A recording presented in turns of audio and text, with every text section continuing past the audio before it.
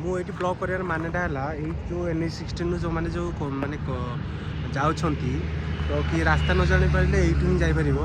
एपटे गोटे बोर्ड अच्छे चांदपुर से लिखाई सबकि तो तापर यू ही खसिक जीव सेपटे भितर को जबार अच्छी चलो जा सेपटे देखिए फतेगढ़ राम मंदिर जाकि बुलिक आस आम मुझे स्टार्ट ये कली कि लोक मैंने जो NH16 आसवे तो यू ही खसिक जी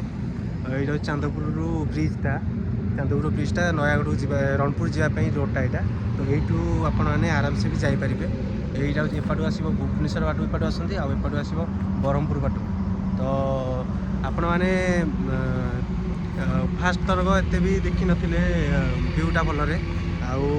आपाड़ी को मुझे सेकेंड पार्ट कर कि ये भल से देखी पारि फतेगढ़ राम मंदिर को भल से देखी पारि तो आपण मैंने मो सहित जड़ित रुहतु मु आगू तुमको देखेबी भल भल जगह भी देखेबी बस राम मंदिर तो आम देखा जाऊे तो पार्ट 2 से आनिली तो कहीं आर बाड़ी से भल देखी नी तो ये भल देखा चाहूँगी से पार्ट 2 नहीं आस तो यू आम चांदपुर टू यू आम कटू तो मुझे ही स्टार्ट कली ब्लॉगिंगटा कहीं यू गले लोक मैंने जापर ना एक्चुअली रास्ताटा कौ बाटे कि कौन जापर तो से मुझे ही स्टार्ट कली तो आशा करो